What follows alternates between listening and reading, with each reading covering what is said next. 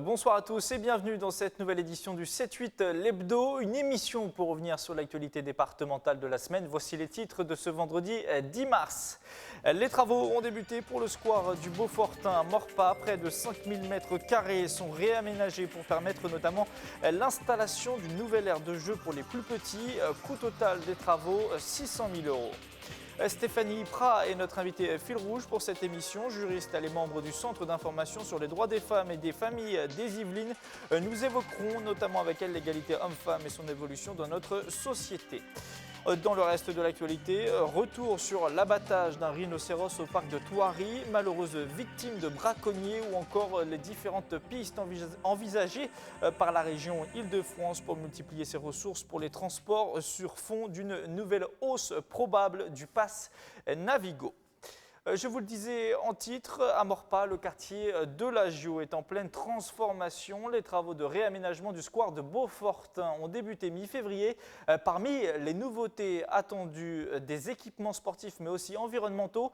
Les détails avec ce sujet de Camille Lambert et Michael Elmidoro.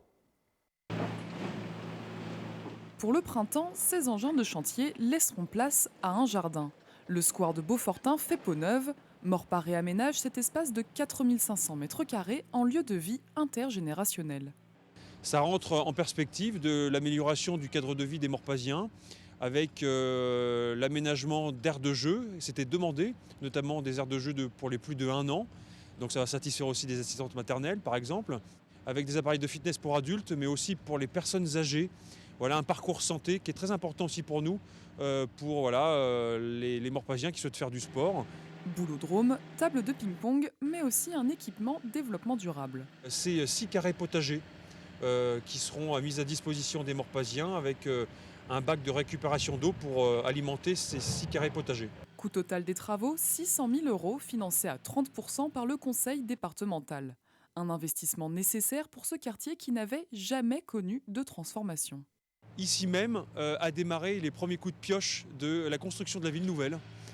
Dans les années 60, sur la plaine de l'Agio, ce qu'on appelle aujourd'hui le quartier de l'Agio. Et donc voilà, c'est aussi un signe fort dans le cadre du renouvellement urbain, de notre belle ville de Maurepas. Dans la même dynamique, le groupe scolaire de l'Agio sera rénové pour la rentrée 2019. Les squares de Ré et de Rohan devraient suivre le même exemple en 2018.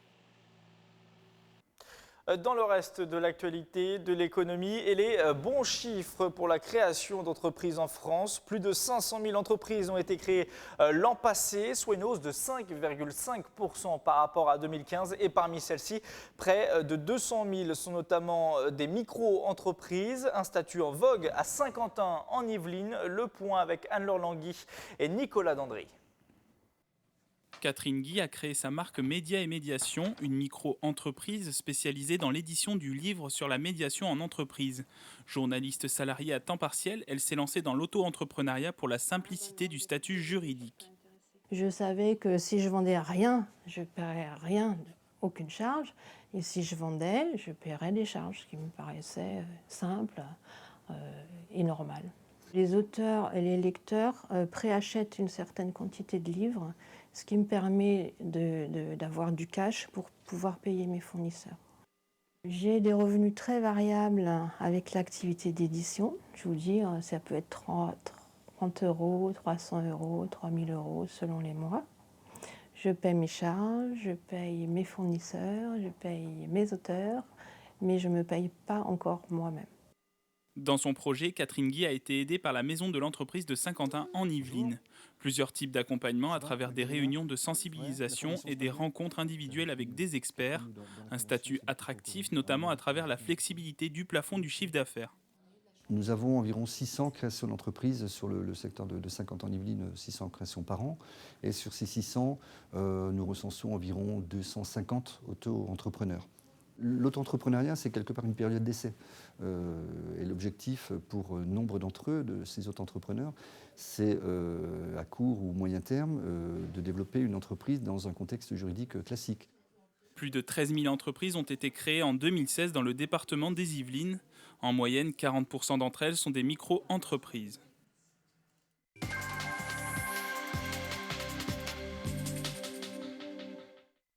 L'actualité de cette semaine a été marquée évidemment par la journée internationale des droits des femmes. C'était mercredi sur le département des Yvelines et sur les communes de l'agglomération. De nombreuses actions étaient organisées comme à la préfecture de Versailles où une matinée spéciale a permis d'interroger la place des femmes dans le monde culturel alors que celle-ci ne représente que 1% des compositeurs et 4% des chefs d'orchestre. Écoutez sur ce sujet l'une des artistes présentes pour l'occasion. La femme a aussi autant sa place qu'un homme, aussi bien dans le milieu culturel. Et on a plein de choses à partager. Il y a des femmes qui sont bourrées de talent, qui ont plein de choses à partager aujourd'hui, à véhiculer. Et c'est un moment aujourd'hui, c'est un beau moment pour montrer aujourd'hui, pour présenter nos créations, présenter ce qu'on sait faire et ce qu'on veut partager comme message. Dans le milieu de la musique, les hommes osent peut-être plus de choses, ont peut-être plus de temps. Les femmes sont plus occupées à autre chose, en l'occurrence les enfants, etc. Machin. Donc moi je me dis qu'on peut peut-être allier les deux, c'est faisable, et en gérant son temps et surtout en y croyant. Parce que si c'est une passion, il faut y croire et il faut s'imposer, quoi qu'il en soit. Donc, je pense que pour moi, la femme elle a tout autant sa place qu'un homme dans le milieu culturel. Et pour évoquer à présent cette très vaste problématique de l'égalité homme-femme et des droits des femmes, Stéphanie Prat nous a rejoint en plateau. Bonsoir. Bonsoir. Stéphanie Prat, vous êtes juriste et membre de la section départementale du Centre d'information sur les droits des femmes et des familles. C'est une association qui œuvre notamment pour développer l'égalité entre les hommes et les femmes. Plus largement, expliquez-nous un petit peu quelles sont vos missions, comment vous agissez concrètement avec l'association au quotidien, par quelles actions ? Alors, déjà, rappelez que le Centre d'information sur les droits des femmes et des familles est une association indépendante qui a été créée en 1982. Nous avons donc 35 ans d'existence et d'expérience. Nous exerçons une mission d'intérêt général pour l'accueil et l'information du public. Et pour cela, nous avons un agrément du secrétariat aux droits des femmes et à l'égalité. Donc, concrètement… Allez-y, excusez-moi, j'allais vous couper. Concrètement, notre association est composée uniquement de salariés, donc pas du tout de bénévoles. Nous sommes une vingtaine de salariés. Une grande partie des salariés sont les juristes, dont je fais partie. Donc nous recevons les personnes, et en grande majorité des femmes, dans nos permanences, tous nos lieux de permanence qui sont 50 dans l'ensemble du département. L'année dernière, nous avons reçu 11 000 personnes qui venaient pour se renseigner sur leurs droits. Et d'ailleurs, quand vous dites 11 000 personnes, c'est important de le préciser, c'est principalement des femmes, mais pas que, évidemment. Pas que. Les hommes peuvent aussi venir se renseigner auprès de vous. Bien entendu, l'égalité entre les hommes et les femmes ne peut se faire qu'ensemble. Nous recevons des hommes et des femmes, mais effectivement, la majorité de notre public est constituée des femmes qui viennent se renseigner sur leurs droits. L'autre domaine d'action du Centre d'information sur les droits des femmes et des familles, à côté de l'accès aux droits et de l'aide aux victimes, c'est l'accompagnement individualisé vers l'emploi. Donc nous avons une équipe de conseillers en emploi qui reçoit les femmes de façon individuelle, mais également pour celles qui en ont plus besoin dans le cadre d'accompagnement renforcé en groupe.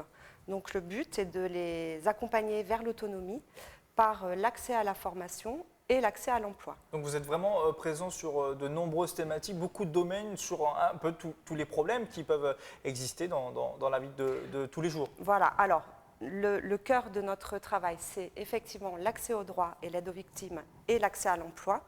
Mais notre approche est globale, c'est-à-dire que si une personne, par exemple, vient me voir pour me dire « je souhaite divorcer », on va avoir une discussion plus élargie pour voir un petit peu s'il y a d'autres problématiques, notamment s'il y a des problématiques de violence, s'il y a des problématiques d'emploi, parce qu'une personne qui va divorcer, ça peut entraîner d'autres conséquences. Donc on a une approche un peu globale. Et de l'autre côté, mes collègues conseillers en emploi également vont rechercher les freins à l'emploi. Il y a vraiment pour le public femme des situations spécifiques en matière de droit et en matière d'emploi, des situations que seules les femmes rencontrent, enfin majoritairement les femmes rencontrent. Donc une femme en recherche d'emploi, mais qui a également une problématique de violence, une problématique financière parce que la pension alimentaire n'est pas versée, etc. Donc tout ça doit être balayé et au besoin, nous réorientons sur les collègues compétents. Alors vous, personnellement, vous travaillez sur le secteur de Trappes et de Saint-Quentin en Yvelines. Oui. Est-ce que sur ce secteur-là, il y a des problématiques particulières ? Est-ce que, ou alors c'est sur l'ensemble, comme sur l'ensemble du département et puis comme sur l'ensemble de la France? Alors, je ne pourrais pas vous dire si les problématiques sont particulières. Moi, tout ce que je peux vous dire par rapport aux problématiques spécifiques aux femmes, en tant que juriste, donc les problématiques qu'elles rencontrent dans le cadre du travail, c'est très souvent à l'occasion de la maternité. Donc une grossesse. Une fois qu'on apprend qu'on est enceinte, on se fait virer clairement. Oui, ou en tout cas on rencontre de gros problèmes avec une mise au placard. Alors ce n'est pas bien sûr systématique. Les personnes que nous voyons sont les personnes qui ont des problèmes. Les personnes qui n'ont pas de problème ne viennent pas nous voir. Mais effectivement, la problématique liée à l'arrivée d'un enfant va se poser pour les femmes. Avec les difficultés, notamment pour le retour après un congé parental, une absence prolongée du fait d'une ou plusieurs naissances, il y a vraiment des problématiques spécifiques. En matière juridique, oui, les violences faites aux femmes, aujourd'hui on sait que sur l'ensemble de la France, chaque année, 223 000 femmes déclarent être victimes de violences dans le cadre du couple. Seulement une partie d'entre elles, 14%, déposent plainte. Et donc vous pouvez être cet intermédiaire qui facilite peut-être, même si ce n'est pas vers vous qu'on va porter plainte, mais vous pouvez être un premier, on va dire, maillon pour se libérer, parler, raconter. Bien sûr. Alors, mon action, par exemple, si je reçois une personne qui se déclare victime de violences dans le cadre de son couple, je vais déjà poser les mots en termes juridiques, bien poser que la personne est bien victime de violence, qu'elle est victime, qu'elle n'est pas responsable de cet état de fait, que c'est l'auteur des violences qui est responsable. Souvent, les femmes ont ces impressions-là, enfin les femmes victimes de violences ont cette impression d'être coupables aussi. Beaucoup se sentent coupables, se demandent pourquoi elles en sont arrivées là, pourquoi elles sont victimes de violences, elles, et pas une autre, elles ont dû faire quelque chose. Non, bien sûr que non. Donc déjà, bien poser les choses, qualifier au niveau pénal les faits. Voilà, il m'a mis une gifle. Oui, alors monsieur a commis tel fait, hein, des violences volontaires aggravées, voilà. Et ensuite, orienter, leur dire qu'est-ce que je peux faire maintenant que... Sans forcer non plus à...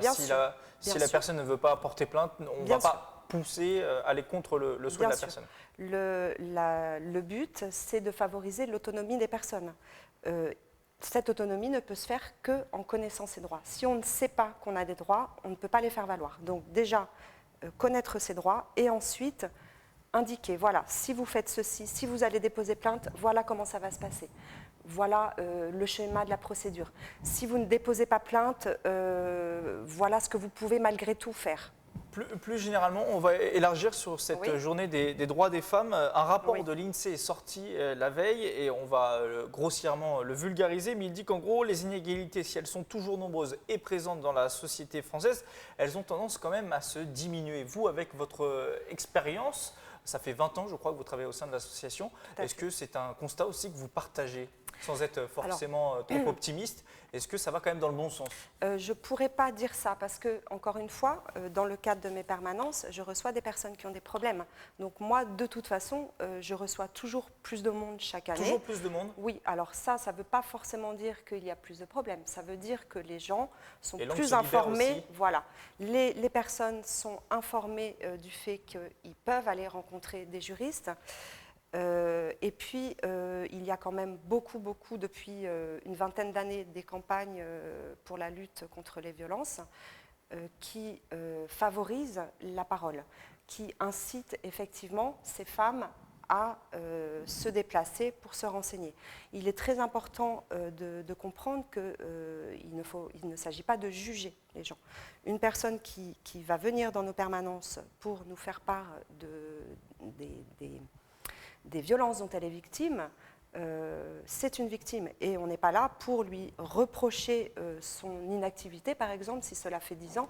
Il y a tout un schéma des violences qui explique le fait que, oui, cela fait 10 ans que les violences sont installées et il est très difficile de s'en sortir. Avec votre expérience, je voudrais vous faire réagir maintenant sur un chiffre qu'on retient souvent dans le monde du travail. Aujourd'hui, en France, en 2017, une femme à travail et compétences égales gagne 25% de moins qu'un homme. Comment on peut encore expliquer de tels chiffres aujourd'hui en France? C'est parce que c'est historique et qu'on a encore du mal à casser les barrières? Oui, alors il y a depuis les années 80 de nombreuses lois pour lutter contre ces inégalités. L'ensemble du droit en France, et notamment le droit du travail, interdit les discriminations diverses, et notamment les discriminations entre les hommes et les femmes. Mais malgré tout, il y a une difficulté à appliquer ces lois. Pourquoi? Parce que déjà, vous avez cette différence, elle peut s'expliquer par le fait que dans les femmes actives, une moindre part de femmes actives que d'hommes accèdent aux emplois les plus qualifiés. Donc, une femme qui travaille a moins de chances qu'un homme d'accéder à un emploi de cadre. À l'autre bout de l'échelle, une femme qui travaille a beaucoup plus de, on ne va pas appeler ça chance, de risque d'être occupée dans un emploi non qualifié qu'un homme. Le temps partiel subi, alors il y a des personnes qui sont à temps partiel par choix, mais le temps partiel subi touche en énorme majorité les femmes et non les hommes. Merci Stéphanie Prat d'être venue en plateau, puis pour toutes ces précisions, ces informations précieuses que vous nous avez données. Pour plus d'informations sur votre association, on peut se rendre sur le site internet. Alors oui, le mieux est d'aller sur notre page Facebook.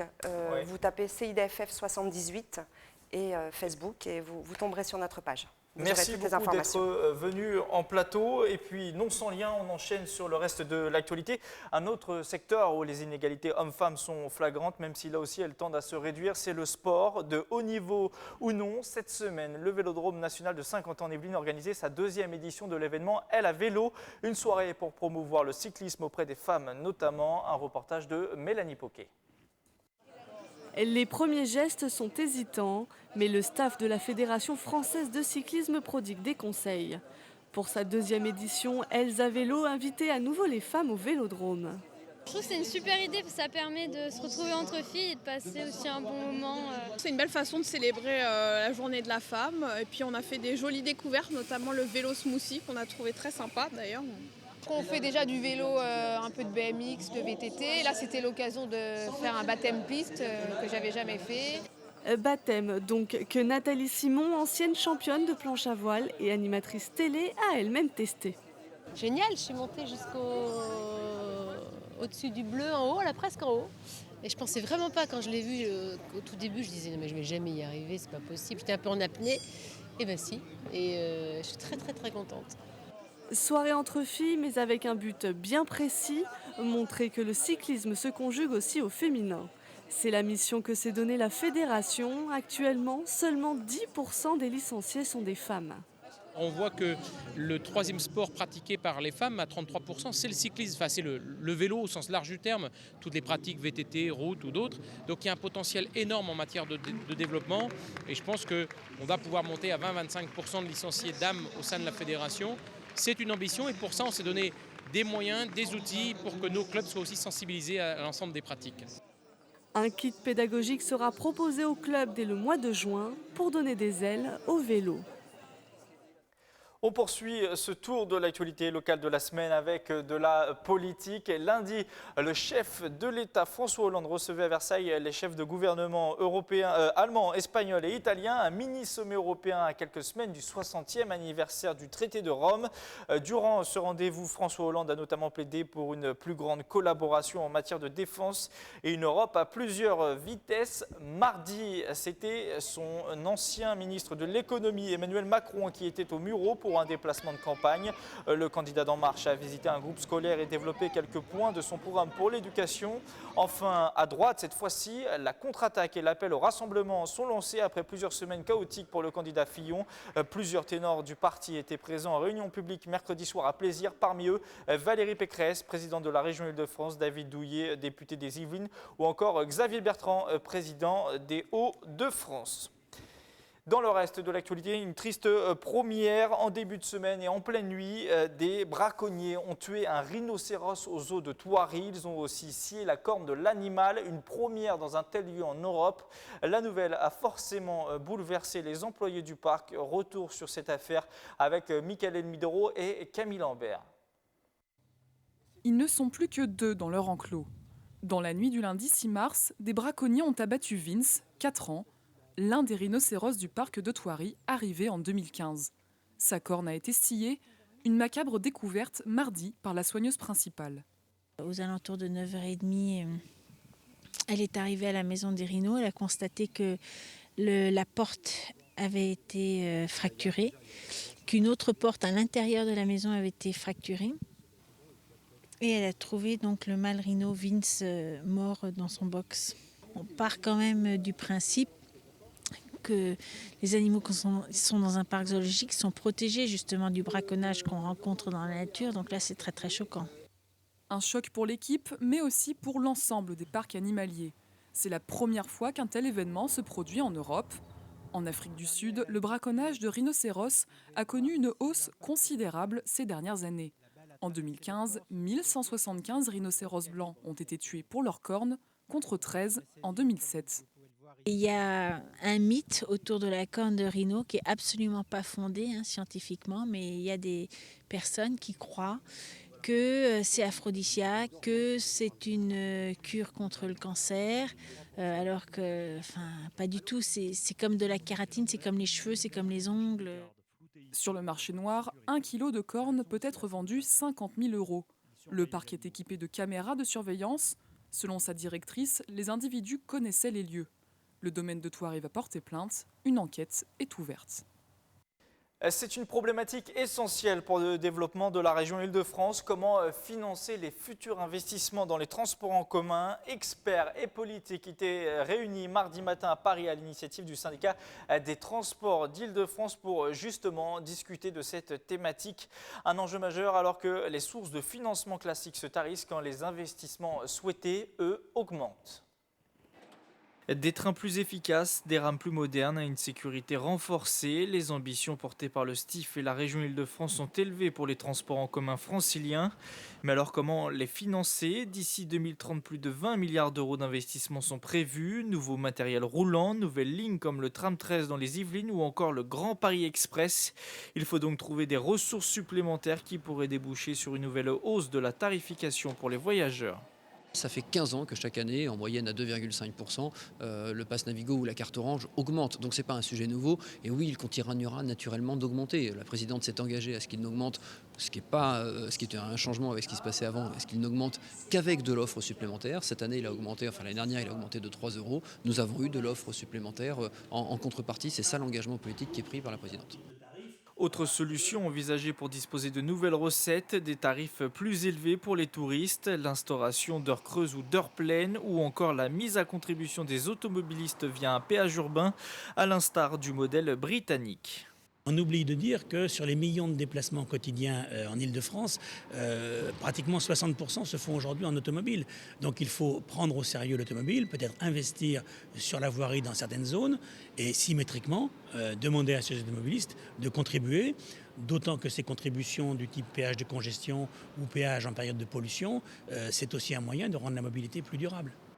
Un Londonien peut débourser jusqu'à 415 € par mois pour ses déplacements en transport en commun, contre 73 € jusqu'à présent avec le pass Navigo pour un Parisien. C'est officiel depuis plusieurs semaines. Les cinémas Cyrano et Roxane de Versailles passent sous le giron du groupe UGC, un rapprochement qui devrait permettre de rénover les salles, et de proposer aussi une offre plus moderne aux clients. Les précisions de Camille Lambert. Le Cyrano de Versailles aux couleurs du GC. C'est une nouveauté depuis début 2017. Le groupe a racheté la salle en décembre. Il s'est associé à Marie-Laure Couder, nièce de l'ancien propriétaire des lieux. Un partenariat établi sous la société Les Cinémas de l'Ouest. Ce cinéma, pour moi, c'est le cinéma de mes grands-parents, de mon oncle et même de mes arrière-grands-parents. Donc c'était important pour moi que ça reste un patrimoine familial. Mon grand-père a longtemps dirigé l'UGC, a travaillé longtemps avec le président actuel et quelque part, j'y retrouve mes valeurs également. Voilà. Donc c'était un choix assez naturel pour moi de choisir ce partenaire-là. UGC a pour mission d'assurer la gestion et la rénovation des salles. Le cinéma sera rendu plus accessible aux personnes à mobilité réduite. Des travaux ont déjà eu lieu dans l'accueil pour le moderniser. C'est une restructuration lourde. Toutes les salles seront concernées par le projet. L'ambition, si vous voulez, très clairement, c'est de faire du Cyrano, j'allais dire, un cinéma de référence du centre-ville de Versailles. Donc c'est un cinéma qui a une histoire, c'est un cinéma qui a un nom, qui a une forte notoriété. Finalement, ce sera un cinéma UGC, avec une enseigne UGC, et puis la carte illimitée, tout leur savoir-faire. Au niveau de la programmation, le groupe souhaite donner plus d'importance à la version originale. Pour les habitués, UGC se veut rassurant. Il s'engage à conserver le caractère généraliste et de proximité du Cyrano. Fin de ce 7-8 l'hebdo. Merci de nous avoir suivis. Nos reportages sont à revoir dès à présent en replay sur notre site internet tvfil78.com ou l'application TVFil78. Merci de nous avoir suivis et à la semaine prochaine.